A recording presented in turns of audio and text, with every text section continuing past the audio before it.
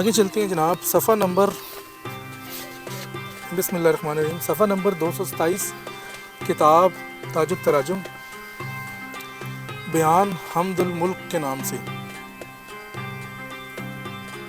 لطیفہ: یہاں کوئی ایسا مقام نہیں جس نے دو ایسی رحمتیں جمع کیں۔ یہاں کوئی ایسا مقام نہیں جس نے دو ایسی رحمتیں جمع کیں جن کے بعد مزید دو رحمتیں آتی ہیں، سوائے یہ مقام یعنی کہ حمد الملک کا مقام یا جامع عظمت کا مقام، و مقام العظمت الجامعہ۔ رحمت اختصار اول ہے، رحمت تفصیل اس کے بعد ہے۔ قرآن کریم میں بھی اسی مقام کی طرف اشارہ آیا ہے کہ سورہ فاتحہ میں پہلے بسم اللہ ہے، اس کے بعد الرحمن الرحیم ہے۔ اسی طرح سورہ حامیم سجدہ میں پہلے بسم اللہ ہے، پھر الرحمن الرحیم ہے۔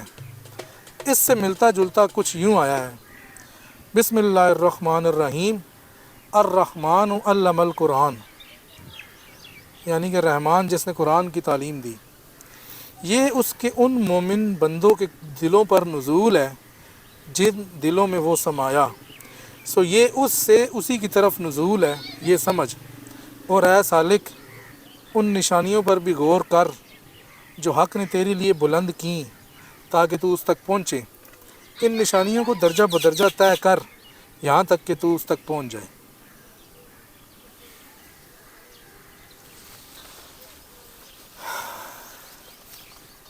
اس میں شیخ اکبر نے قرآن مجید کی 2-3 آیات کو جو ذکر کیا ہے تو اس میں 2 رحمتوں کا ذکر کیا ہے۔ مطلب بنیادی نقطہ شیخ کہہ رہے ہیں کہ یہاں پر جو ہے وہ 2 نعمتیں ہیں، 2 رحمتیں ہیں۔ ایک تو وہ مقام حمد ہے، الحمدللہ رب العالمین الرحمن الرحیم۔ تو پہلے حمد آ گئی، اس کی یہ پہلا مقام ہو گیا، اور اس کے بعد جو نہیں ہے 2 رحمتیں آ گئی، رحمان کی رحمت اور ایک رحیم کی رحمت۔ شیخ کہہ رہی ہیں کہ یہ ہے۔ پھر کہتے ہیں جی رحمت اختصار اول ہے، رحمت تفصیل اس کے بعد ہے۔ پہلی رحمت شیخ اکبر نے اس کو رحمت اختصار قرار دیا، دوسری کو رحمت تفصیل۔ پھر کہتے ہیں جی قرآن مجید میں اس کی طرف اشارہ جو ہے وہ ان 2 اس مقام کی طرف، پہلی رحمت جو رحمان جو ہے رحمان کی ہے نا، وہ رحمت اختصار قرار دیا، اور رحیم جو ہے وہ رحمت تفصیل قرار دیا بھی، لیکن اس سے کیا مراد ہے یہ بتایا نہیں ہے، یہ شیخ اکبر کے الفاظ ہیں۔ رحمت الاجمال لہا تقدم و رحمت التفصیل تالیہ۔ کہتے ہیں کہ پہلے جو ہے وہ رحمت اجمال اختصار کو کہتے ہیں کہ اس کو ذکر کیا، رحمان جو ہے، اس کے بعد رحیم جو ہے وہ اس کے بعد ہے، اس کے پیچھے آ رہی ہے رحمت رحیم کی۔ قرآن مجید میں کس جگہ پہ ہے جی؟ سورہ فاتحہ میں آیا، بسم اللہ الرحمن الرحیم ہے، ٹھیک ہے، سورہ فاتحہ میں بسم اللہ الرحمن الرحیم میں بھی اس کی طرف اشارہ ہے، پہلے بسم اللہ ہے اور اس کے بعد الرحمن الرحیم۔ اسے سورہ حامیم سجدہ میں پہلے بسم اللہ پھر الرحمن الرحیم ہے۔ اس سے ملتا جلتا جو ہے وہ سورہ رحمان میں بھی ہے کہ الرحمن علم القرآن، ٹھیک ہے۔ آگے فرما رہے ہیں کہ جی یہ قرآن جو ہے وہ کیا ہے؟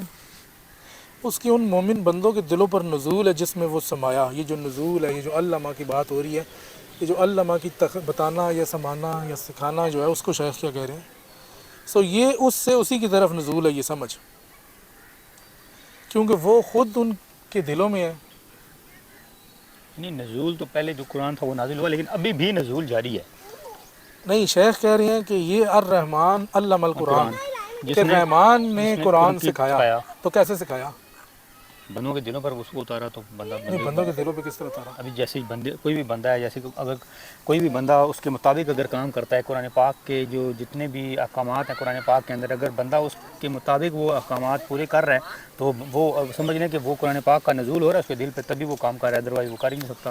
نہیں، لیکن یہ کہہ رہی ہیں کہ نزول ہے کس طرح؟ کہہ رہے ہیں کہ یہ اس کے ان مومن بندوں کے دلوں پر نزول ہے جس میں وہ سمایا، کہ جب وہ دل میں ہوگا تو پھر نزول بھی ہوگا نا۔ وہ تو ہر ایک کے دل میں ہے، ہر ایک کے دل میں، مومن کے دل میں نہیں، مومن کے کافر کے دل میں کدھر ہے؟ اور ہر مومن کے دل میں بھی کدھر ہے؟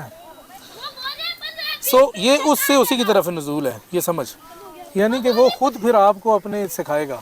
کہنے کا مطلب ہے کہ یہاں پر سکھانے سے مراد یہ نہیں ہے کہ آپ نے کوئی تفسیر پڑھ لی اور آپ نے کہا کہ جی میں نے قرآن سمجھ لیا ہے، یا یہ اس سکھانے سے مراد، جیسا کہ اس نے اپنی حمد کی جو حمد کا اور شکر کرنے کا جو طریقہ کار ہے وہ خود اس نے ہمیں بتایا ہے، کہ اس نے کہا کہ میرا شکر تم ایسے ادا کرو، جیسے الحمدللہ اس نے ہی ہمیں بتایا کہ الحمدللہ کہو گے تو میرا شکر ادا ہوگا۔ اسی طرح سے باقی چیزیں بھی ہیں، یعنی کہ شکر کا طریقہ بھی اس نے ہمیں سکھایا اور اپنی حمد کا طریقہ بھی اس نے خود ہی ہمیں سکھایا سکھایا. کیسے نا یہ سکھانے سے مراد یہ ہے کہ وہی جن دلوں کے اندر وہ موجود ہے ان کے اوپر وہ نزول بھی کرتا ہے اور وہ چیزیں اس سے سکھانے صادر سے ہوتی ہیں. مراد یہ ہے شیخ لے رہے ہیں کہ کوئی بندہ آپ کو نہیں سکھا رہا. وہ خود ہی سکھا رہا ہے. ہاں اگر آپ کو کوئی بندہ سکھا رہا ہے تو پھر رحمان تو نہیں سکھا رہا. نہیں خود پہ ہے نا. آپ کہتے ہیں جی میں نے قرآن فلانے بندے سے پڑھا ہے تو اللہ تعالیٰ کہتا ہے کہ الرحمن علم القرآن کہ رحمان نے قرآن سے فرق ہے دونوں میں. وہ رحمان تو نہیں ہے نا. دیکھیں پڑھنا صرف بات نہیں ہے نا. دیکھیں اب جیسے اب جو نازل ہونے والی بات ہے وہ یہ لیا ہے کہ ہے سمجھا ہے نہیں، کچھ بھی کہہ لیں. سمجھنے سے میں تفسیر پڑھی ہے اس بندے سے سیکھا ہے اس کا بیان سنا ہے بندے سے ہی سنا ہے نا. ایک تو یہ ہو گیا. یہی اصل بات ہے. نہیں اصل بات میں یہی کہہ رہا ہوں نا. ایک تو اس بندے سے تم نے سنا, ایک ہے کہ جو تم نے کسی سے نہیں سنا اور وہ اس قرآن پاک کے جو قرآن پاک میں جو چیز بیان ہوئی اس کے مطابق کوئی اور نئی بات تمہارے دل میں اللہ تعالیٰ نے ڈال دی تو اس کو تم اس کا نزول کہو گے. وہ تو تم نے بندے سے سنا ہے نا, اللہ رحمان سے تو نہیں سنا. رحمان سے تو تم سن رہے ہو وہ جو تمہارے دل کے اوپر القاء ہو رہا ہے, تمہیں کو جو چیز بتائی جا رہی ہے, جو وہ چیز جو تم نے کسی سے نہیں سنی وہ تم رحمان کے تھرو تمہیں وہ چیز مل رہی ہے. تو اس میں نکتہ یہی ہے کہ جب آپ نے بندے سے سنا تو بندے سے ہی سنا شیخ کے نزدیک. لیکن جب آپ کے قلب میں حق سمایا اور یہ قرآن کا نزول اس قلب پہ اس طرح سے ہوا کہ اس حق سے اس حق کی طرف وہ آیا اور پھر آپ کو اس میں سے کچھ سمجھ میں آیا تو اس صورت میں آپ نے حق سے اس صورت میں یہ آیت آپ کے اوپر اطلاق ہوگا کہ الرحمن علم القرآن کہ آپ نے قرآن رحمان سے سیکھا ہے. اور صوفیاء وہی ہوتے ہیں کہ جو رحمان سے قرآن سیکھتے ہیں, نہ کہ تفسیروں سے یا باقی کتابوں سے یا کوئی مفسروں سے, کیونکہ وہ تو ان کی اپنی فہم ہے نا. آپ کسی بندے سے سیکھ رہے ہیں تو اس بندے کی فہم سیکھ رہے ہیں. لیکن اگر آپ رحمان سے سیکھیں گے تو پھر آپ کو وہ حقیقی. لیکن یہ ادراک جو ہے یہ بہت ہی کامل لوگوں کے لیے ہے. مبتدیوں کے لیے یا جو وعلیکم السلام مبتدیوں کے لیے یا جو لوگ اس لیول کے نہیں ہیں وہ ان کے لیے ایسی چیز نہیں ہے کہ وہ کہیں کہ جی کیونکہ وہ ہو سکتا ہے شیطان بھی بیچ میں آ جائے. تو یہ بہت کامل لیول کا ادراک ہے جو شیخ بتا رہے ہیں. حضور نبی اکرم صلی اللہ علیہ وسلم نے قرآن سیکھا تو وہ ڈائریکٹ سیکھا, وہ اللہ تعالیٰ سے ڈائریکٹ ہی آیا نا. جو اللہ تعالیٰ بیچ میں چلے واسطہ تو حضرت جبرائیل علیہ السلام ہی جو وہی لے کے آتے تھے, جو چیز لے کے آتے تھے, لیکن جو سکھانے والا ہے وہ اللہ تعالیٰ ہے. اللہ تعالیٰ نے ہی ان کو سکھایا. اگر ڈائریکٹ کہا جائے تو نبی پاک صلی اللہ علیہ وسلم کی تو ڈائریکٹ ہے, لیکن ہمارے لیے وہ ڈائریکٹ نہیں ہے کیونکہ ہم تو کسی بندے سے پڑھ رہے ہیں, کسی بندے سے سیکھ رہے ہیں. اگر وہ تفسیر پڑھ رہے ہیں, اس کا ترجمہ پڑھ رہے ہیں تو وہ اس بندہ ہمیں پڑھا رہا ہے. تو اس کے مطلب برعکس اگر کوئی نئی چیز جو کہ ہم نے کسی سے نہیں پڑھی, نہ کسی سے سنی, ہمارے دل کے اندر آئی, ہمارے مائنڈ میں آ گئی, اللہ تعالیٰ نے ہمارے دل کے اوپر القاء کر دی یا ہمیں کشف کے ذریعے کوئی چیز پتہ چل گئی, تو وہ ہمارے لیے ایک نئی چیز ہے. اس کو ہم کہہ سکتے ہیں کہ وہ اس مومن بندے کے لیے ایک نزول والی کیفیت ہے جو اللہ تعالیٰ نے اس کو سکھایا. یہ صوفیاء کے لیے بات ہے. صوفیاء کے لیے وہ مطلب گہری بات ہے, لیکن یہ صوفیاء کے لیے بات ہے اور گہری بات ہے اور یہ عام لوگوں پہ اطلاق نہیں ہے اور یہ فہم بھی جو ہے وہ دوسری ہوتی ہے. چلیں جی.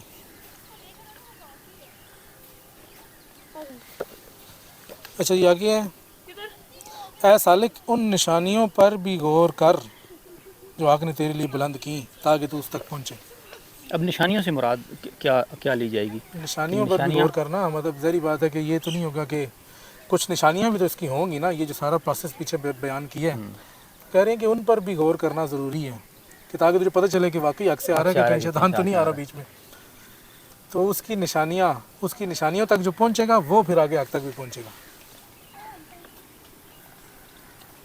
نہیں اب جو نشانیوں کی بات ہو رہی ہے, اب نشانیوں میں سے کوئی اور ان نشانیوں کو درجہ بدرجہ طے کر یہاں تک کہ تو اس تک پہنچے.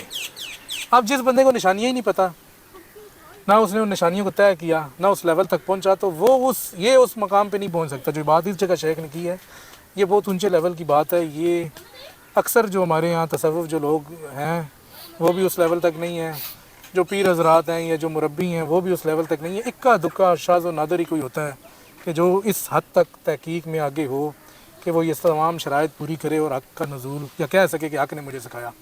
کیونکہ حضرت بایزید بستامی کا قول ہے کہ جی تم نے پتہ نہیں دین ہے کہ کیا ہے کہ تم نے ایک مردہ نے دوسرے مردہ سے سیکھا, علم تھا کہ کیا تھا جو بھی تھا, اور مجھے تو حق تعالیٰ نے براہ راست بتایا. زندہ کا علم تھا جو زندہ سے سیکھا, میں نے تو زندہ سے سیکھا کہ جسے موت نہیں.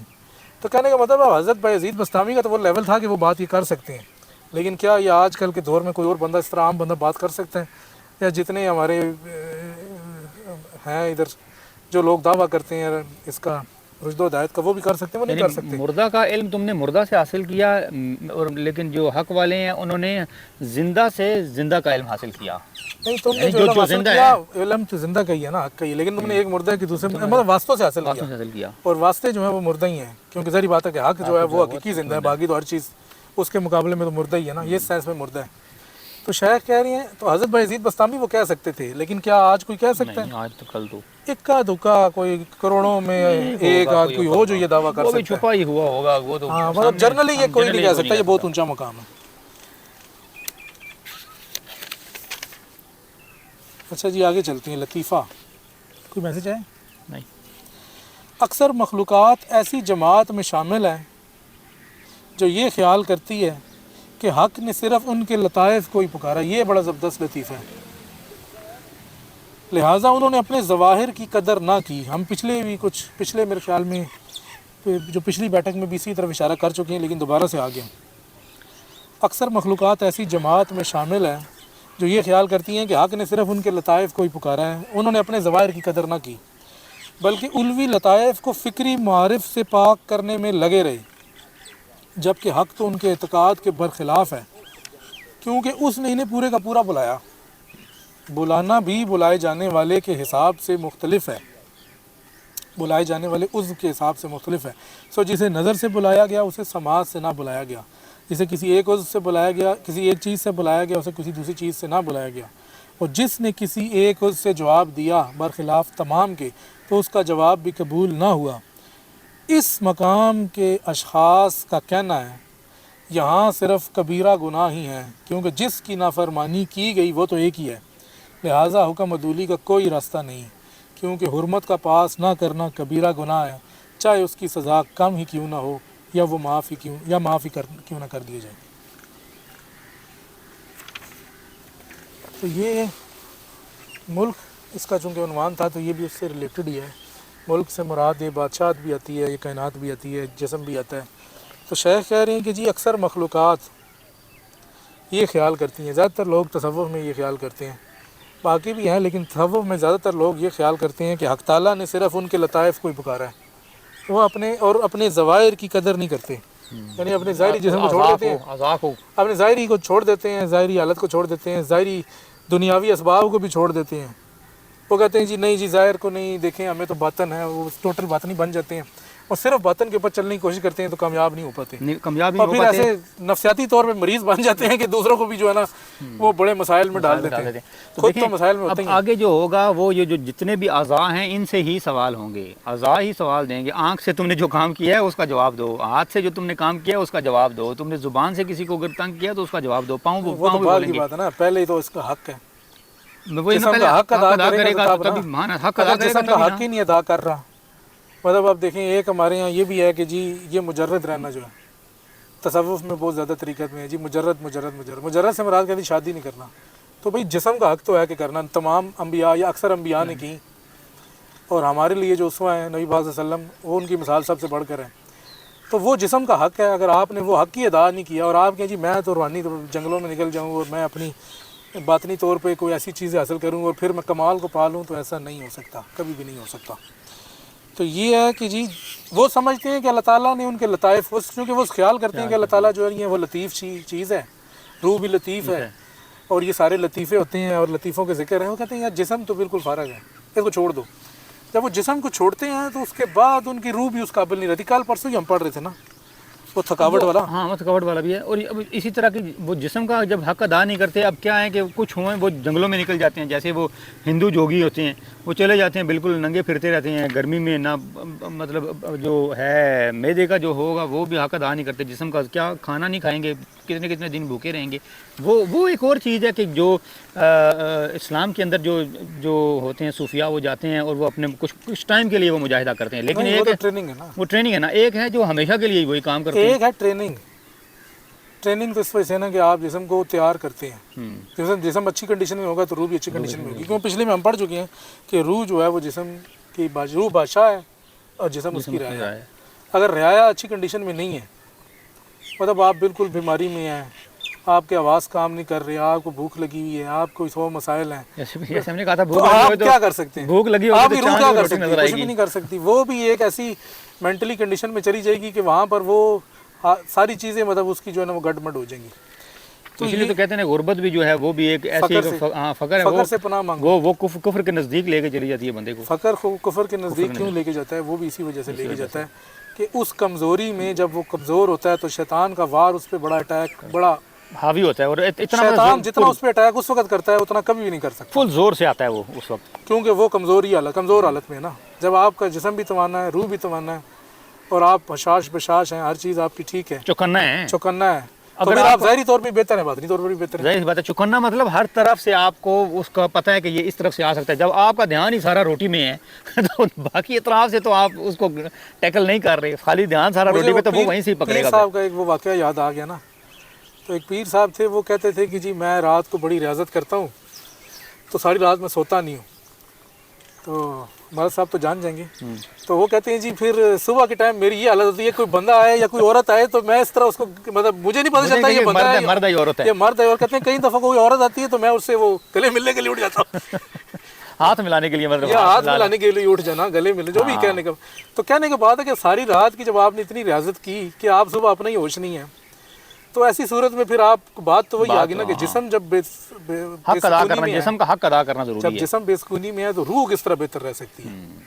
مطلب گاڑی آپ کی جو ہے ایکسیڈنٹل ہے، وہ کھٹا رہا ہے، اس کا انجن نہیں چل رہا، اس کی بریک نہیں چل رہی، آپ کہیں جی میں موٹر وے پہ جا رہا ہوں 140 پہ، کیونکہ بات کس طرح چل دیکھیں سکتے ہیں؟ اگر جیسے وہ کہتے تھے نا کہ یہ تصوف ایسا ہے یا یہ معرفت ایسی چیز ہے کہ یہ ایک پرندہ ہے جس کے دو پار ہیں، جس میں روح بھی ہے آپ کہہ لیں اور ساتھ جسم بھی کہہ لیں. جب دونوں توانا ہوں گے تو تبھی بہتر طریقے سے اڑے گا. اگر ایک پار ہی پہ ڈیمیج ہے تو ایک پار سے کسی نے کیا اڑنا ہے.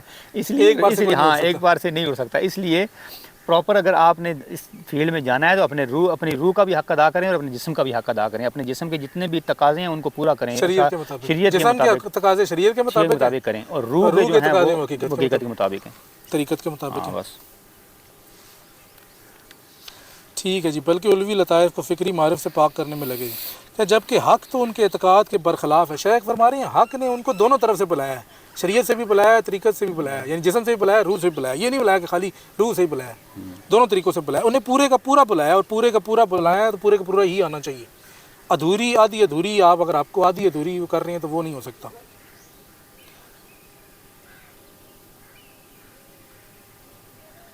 اور اسے کہہ رہے ہیں کہ جو کسی ایک عضو سے اگر کوئی جواب دے آپ کو، وہ بندہ پورا بلائے، آپ کا ایک عضو جواب دے رہا ہے باقی عضو میں تو وہ بات ادھوری ہے نا. پوری بات پہ پوری بلانا. ٹھیک ہے. تو یہ پھر اس کے بعد شیخ نے ایک اور بات کی ہے کہ جی کسی شخص نے کہا کہ یہاں صرف کبیرہ گناہ ہی ہیں. کبیرہ گناہ اس وجہ سے ہیں کہ جی گناہ کا مطلب یہ ہے کہ آپ نے حق تعالیٰ کی حکم عدولی کی ہے، اس کا حکم نہ مانا. تو چاہے چھوٹی بات میں نہ مانا، چاہے بڑی بات میں نہ مانا، اصل پوائنٹ تو وہی ہے کہ آپ نے اس کا حکم نہ مانا. تو ایک صورت میں آپ کہہ لیں، ایک سینس سے، ایک سمجھ میں یہ بات بھی ہے کہ جی حکم نہ ماننا بس یہی ہے سب کچھ، باقی تو چھوٹی بڑی مین چیز حکم ہی ہے. وہ کہیں کہ چھوٹا مانا یا بڑا مانا، آپ نے نہیں مانا تو مطلب نہیں مانا مطلب نہیں مانا. چاہے وہ کہیں نہیں تھوڑا سا تو میں نے مانا تھا، باقی نہیں مانا. بات تو وہی ہے کہ پانی جتنا زیادہ پانی ہے اس کے اندر ایک قطرہ پیشاب کا ڈال دیا جائے تو سارا کام تو ختم ہو گیا نا. حالانکہ پانی زیادہ ہے، پیشاب کا قطرہ ایک قطرہ ہے صرف، تو کام تو سارا خراب ہو گیا نا. تو وہ پاک نہیں رہتا. اس سینس میں یہ بات ہے. کسی کا قول ہے، شیخ نے درجہ نقل کر دیا. تو یہ اشارہ جو تھا یہ اس کے حوالے سے تھا. ابھی آگے چلتے ہیں.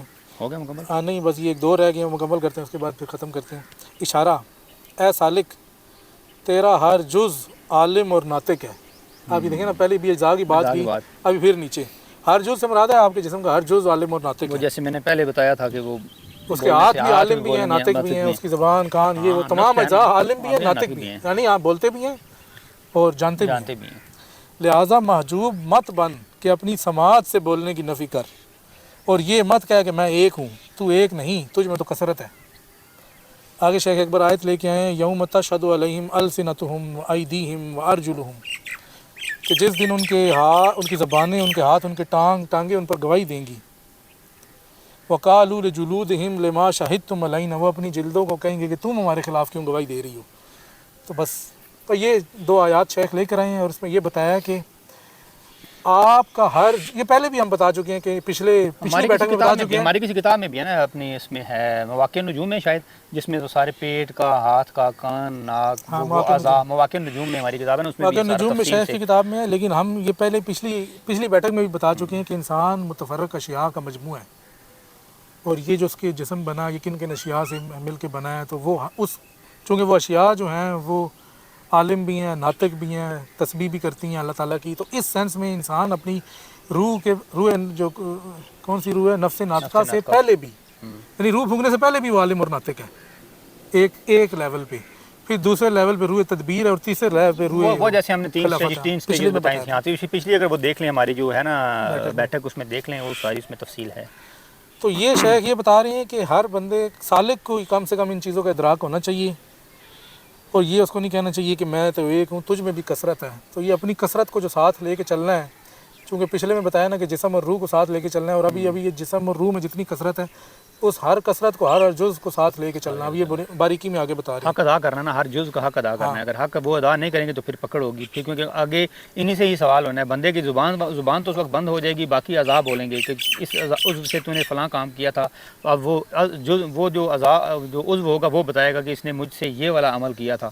اگر وہ چل کے کسی بری طرف گیا ہوگا تو وہ ٹانگیں بولیں گے کہ یہ چل کے فلاں جگہ پہ گیا تھا جہاں پہ اس نے فلاں گناہ کیا تھا. تو وہ ساری گواہی کون دیں گے؟ ہمارے سارے اعضاء ہی دیں گے. تو اس لیے کوشش یہی کرنی چاہیے کہ اچھے اعضاء جو اپنے جو ہیں اعضاء، ان سے اچھے کام ہی کرنے چاہیے. جیسے اب بال کٹوانے بندہ انسان جاتا ہے تو وہاں سے اگر بال کٹوا رہا ہے تو ساتھ اس کا ذکر بھی کرے اللہ تعالیٰ کا، کیونکہ وہ انسان کے جزو ہے، باڈی کا حصہ ہے. یہ جو بال جب کٹیں گے تو بعد میں وہ گواہی بھی دیں گے اس کے، یا اللہ کہ اس نے فلاں جگہ پہ یہ ذکر کر رہا تھا. تو یہ بال کاٹتے ہوئے جو بال کٹے ہیں تو اس کیفیت میں جدا ہوئے جب یہ تیرا ذکر کر رہا تھا. تو اس لیے وہ ناخن کاٹنا، بال کاٹنا اس کیفیت میں. شیخ نے تو خیر فتوحات مکیہ میں تفصیل سے بتایا نا کہ آپ کامل طہارت پہ اور اللہ کا ذکر کرتے ہوئے ایسی چیزوں میں مطلب بال کٹ رہے، ناخن کٹ رہے یا جو بھی چیزیں ہیں، تاکہ وہ جب آپ سے جدا ہوں تو وہ اس کی گواہی دیں، اور وہ کل گواہی آپ کو فائدہ دے گی. کامل طہارت بھی ہو اور یہ ذکر بھی ہو. اس طرح سے اچھی مطلب سینس میں اس طرح ابن عربی رحمۃ اللہ نے اور بھی کہا ہے کہ بسم اللہ والحمد للہ، وہ جیسے وہ ہے کسی ہماری کتاب میں ہم لوگوں نے پڑھا تھا کیا کہ یہ جب بندہ کوئی بھی کام کرنے سے پہلے جب یہ کام کرتا ہے تو وہ پھر اس کا جو ثواب ہے وہ جب تک وہ چیز جاری رہتی ہے تو اس میں اس کو وہ ملتا رہتا ہے. اب اس میں ڈفرینٹ ان کی وہ بندہ اس میں تعبیر کر سکتا ہے، اس کی مختلف آگے تشریح بھی کر سکتا ہے. لطیفہ، تجھے علم اختلاج کا اسی لیے بتایا گیا تاکہ تجھے پتہ چلے کہ ان اعضاء میں بولنا بھی ہے جس کا تجھے شعور نہیں. اب یہ علم اختلاج کا حاشیہ پڑھتے ہیں 32 نمبر.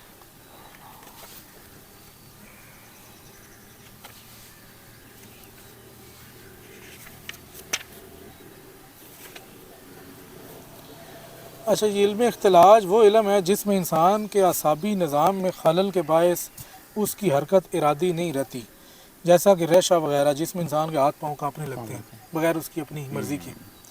یعنی کہ آپ نے دیکھا ہوگا کچھ بوڑھوں میں زیادہ تر ہوتا ہے، ہاں ہاتھ ایسے سے کر رہے ہیں یا گردن ایسے سے کر رہی ہے، وہ گردن اس کی کنٹرول میں نہیں رہتی، کنٹرول میں نہیں ہے. شاید کہہ رہے ہیں کہ اس سے تو یہ اشارہ ملتا ہے کہ تیرے کنٹرول میں نہیں ہے، یعنی کہ وہ اپنی حرکت کر رہا ہے نا، خود سے کر رہا ہے، جس طرح سے بھی کر رہا ہے. تو یہ چیز بتا رہی ہے کہ کل وہ چیز جو نہیں ہے وہ تیرے خلاف گواہی دے گی.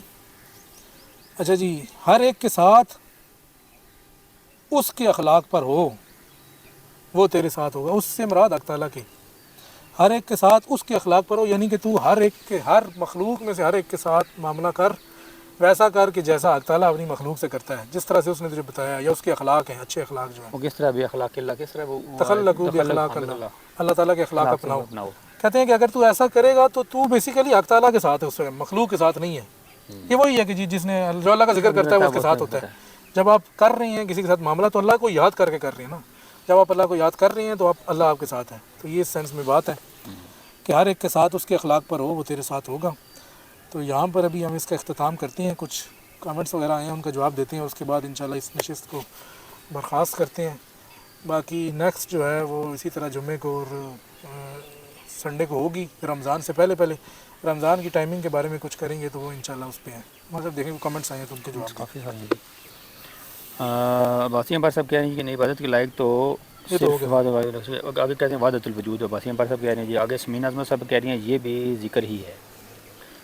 پچھلی بات ہو رہی تھی کہ ذکر کیا چیز ہے کہ وہ میں اسی آگے انہوں نے وہ جواب دیا. آگے سید اسماعیل صاحب کہہ رہے ہیں جی تو ہمارا رب تو ہمارے اندر ہی ہے نا، ہم کسی غیر کی عبادت کوئی کیوں کریں.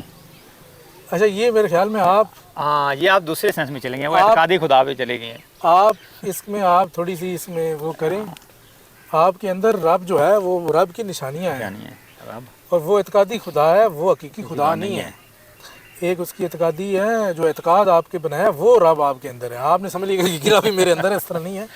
اگر حقیقی رب آپ کے اندر ہے تو پھر کعبہ کا کیوں جا کے لوگ ادھر عبادت کر رہے ہیں اور یہ سب کچھ ہے، اور نبی نے کیوں کہا ہے کسی نماز کعبے کی طرف رخ کر کے پڑھو یا اپنے رب کی عبادت کرو؟ نہیں پھر وہ اصل میں پھر وہ آتے ہیں کہتے ہیں کہ وہ تمہاری شرک سے زیادہ نزدیک، اور پھر وہ باتیں کہیں آ جاتی ہیں مائنڈ میں، تو وہ بندہ پھر اس سینس میں ادھر نکل جاتا ہے۔ لیکن یہ اس طرح سے بات نہیں ہے جی شیخ کے علوم میں، یہ نہیں آپ کسی اور ہی طرف نکل گئے ہیں، آپ نے اپنے اندر ہی سب کچھ بنا لیا، وہ آپ اپنے اندر اس کی نشانیاں دیکھیں گے، لیکن جو عبادت آپ نے اپنی تو نہیں کرنی ہے، چلے اندر بھی ہے تو اسی کی کر رہے ہیں نا، اپنی تو نہیں کریں گے نا۔ دیکھیں اگر اندر ہے تو ظاہر سی بات آپ کیا کہیں گے کہ سامنے شیشہ رکھ کے میں اس کی عبادت کر رہا ہوں، بس اسی کو فائدے کر رہا ہوں، یہ تو نہیں ہو آپ نے سکتا۔ اپنی پھر بھی نہیں کرنی، کیونکہ آپ نے کہا کہ ہمارے اندر ہے، یہ تو نہیں کہا کہ میں ہی رب ہوں، ہاں یہ آپ نے نہیں کہا۔ ہاں دیکھیں سیپریٹ ہے، حالانکہ کچھ لوگ کہہ دیتے ہیں اندر بھی لیکن آپ نے ہے، نہیں کہا۔ اندر بھی کس سینس میں ہے وہ، اگر آپ کہیں کہ وہ میرے اندر بھی ہے تو وہ اگر اندر ہے بھی تو عبادت تو پھر بھی آپ اس کی الگ سے کر رہے ہیں، نہ کہ اسی کی اپنی کر رہے ہیں، اپنی اسی کی کر رہے ہیں، اپنی عبادت نہیں کر رہے۔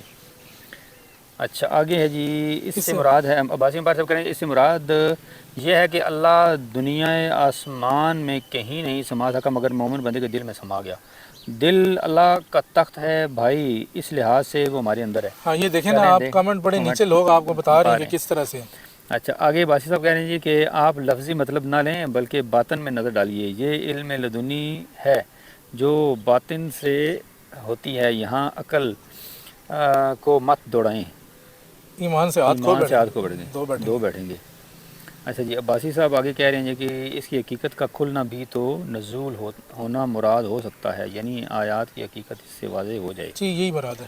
صحیح ہے جی۔ آگے ہے جی سید اسماعیل صاحب کہہ رہے ہیں جی کہ عباسی بھائی میرے کہنے کا مطلب ہے وہ ہم سے الگ نہیں ہے نا، ہم اسے جدا تو عبادت کسی غیر کی، کوئی پتہ نہیں کیا لکھا ہوا ہے، کسی غیر کی ہوگی، کسی غیر کی کیوں؟ وہ کہہ رہے ہیں کہ ہمارے اندر ہی ہے، لیکن نہیں وہ آپ کے اندر ہی ہے، مطلب یہ کہ وہ تو پھر سب کے اندر ہوا نا۔ دیکھیں عبادت غیر کی ہے، اپنی تو نہیں ہے نا، اگر میرے اندر بھی ہے تو میں اپنی عبادت تو نہیں کر رہا، میں غیر کی عبادت کر رہا ہوں۔ غیر سے مراد میں یہ ہے کہ وہ میں انسان ہوں اور وہ میرا رب ہے، ظاہر سی بات ہے، دونوں میں مماثلت نہیں ہے کہ آپ اور وہ دونوں ایک تو نہیں ہے، چاہے آپ کے اندر ہی صحیح، لیکن عبادت آپ رب کی کر رہے ہیں، جدا چیز کی کر رہے ہیں، اپنی نہیں کر رہے۔ اگر اپنی کریں تو پھر وہ جو عام جنرل وحدت الوجود والا کانسیپٹ ہے تو پھر تو وہ صحیح۔ اگر آپ اپنی عبادت کر رہے ہیں تو پھر آپ تو سب سے بڑے دھوکے میں ہیں۔ اگر آپ رب ہیں تو پھر عبادت کیوں کر رہے ہیں؟ اپنی رب تو عبادت نہیں کرتا۔ عبادت کا مطلب ہے کہ آپ کسی کے محتاج ہیں، محتاج ہیں بس، تو آپ اپنے محتاج ہیں، مطلب آپ یہ کہ تو آپ نے بڑی عجیب سی بات کر دی، کوئی بندہ اپنا محتاج تو نہیں ہوتا نا، وہ چیز اس کو حاصل ہوتی ہے، تو یہ اس طرح سے ہے۔ ٹھیک ہے جی آگے تھے تو آگے عباسی صاحب کہہ رہے ہیں جی کہ وہ تو واسطہ ہوا نا، وہ تو واسطہ ہوا نا، اگر اصل میں جانے تو جب آپ نے کسی آیت کو جاننا چاہا تو کسی نہ کسی واسطے سے آپ تک پہنچایا جاتا ہے، اس تک پہنچایا جاتا ہے۔ اس تک پہنچایا جاتا ہے۔ چلو ٹھیک ہے آگے یہ بھائی صاحب کہہ رہے ہیں کہ وہ ہم سے جدا بھی ہے بھی اور نہیں بھی، یہ انہوں نے ہماری ہے بھی اور نہیں بھی، ہماری والی بات کی ہے۔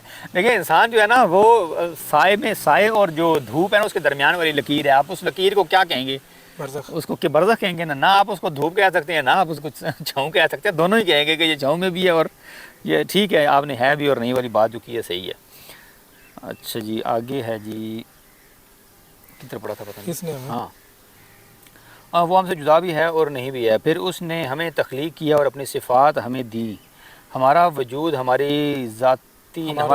ذاتی نہیں، عبادت کے لائق صرف وہ ہے جس کا وجود ذاتی ہے، اللہ تعالیٰ کے لحاظ سے ہم میں نہیں، صفاتی طور پہ ہے، یعنی اللہ تعالیٰ ذاتی طور پہ ہمارے اندر تو نہیں ہے، صفاتی طور پہ ٹھیک ہے ہاں جی۔ یہ وہی بات ہے کہ ذات اور حقیقت اور مجاز کی بات ہے، حقیقی طور پہ تو نہیں ہے نا آپ کے اندر، اگر ہے بھی تو وہ مجازی طور پہ ہے، تو آپ اسی کو حقیقی سمجھ لیں تو یہ تو آپ کی کم فہمی ہے۔